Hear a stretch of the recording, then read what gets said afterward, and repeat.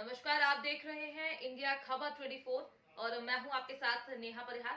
आइए रुक करते हैं आज की मुख्य खबरों की ओर।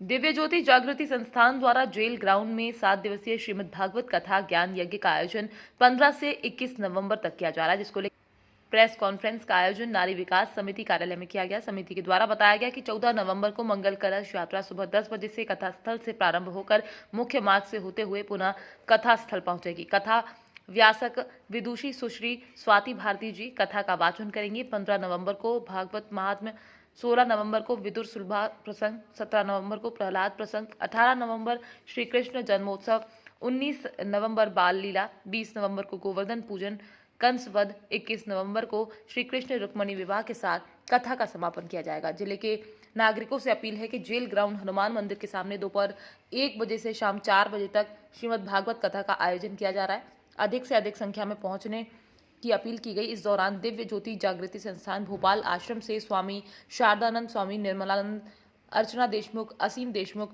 राधा गुप्ता, सुदेश ठाकुर, आकाश चौरसिया, प्रशांत पटेल सहित अन्य मीडिया कर्मी मौजूद रहे। ईश्वर जो है वो देखने का विषय है और मैंने उसे देखा है, क्योंकि वो एक चाहत थी उनके मन में कि परमात्मा को कैसे देखा जाता है। लेकिन जब उनको गुरुदेव मिले रामकृष्ण परमहंस, वो उनको दिखाते हैं। इसलिए परमात्मा देखने का विषय है, लेकिन दिखाने वाला चाहिए। ग्रंथ कहते हैं घट में है सूझे न है, वो हमारे अंतर में है, लेकिन हमें उसका पता नहीं चलता। कहते इसलिए इस जिंदगी को महापुरुष ने लाड़ दे दी, तुलसी या संसार को भ्यो मोती।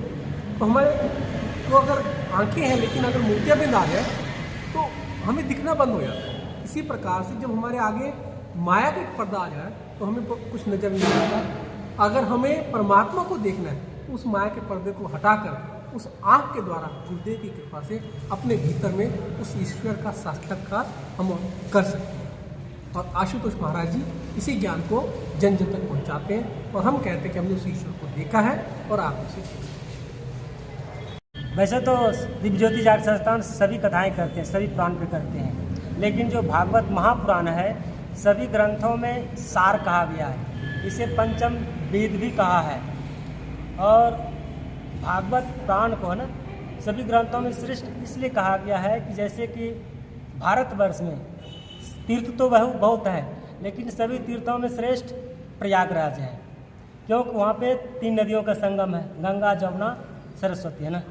ठीक इसी प्रकार अगर भागवत की रचना देखा जाए तो वेद व्यास जी ने इसकी रचना सरस्वती नदी के किनारे किए हैं। और इस भागवत का जो श्रवण है परीक्षित जी ने, है ना, सुखदेव मुनि के सानिध्य में जाकर गंगा नदी के किनारे श्रवण किए हैं। और इसी भागवत को ना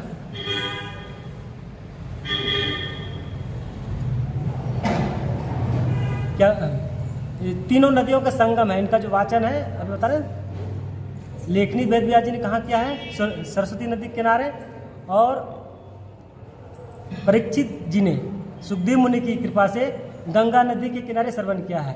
और भगवान कृष्ण ने अपनी जो बाल लीला है, समस्त बाल लीला यमुना नदी के किनारे किए हैं।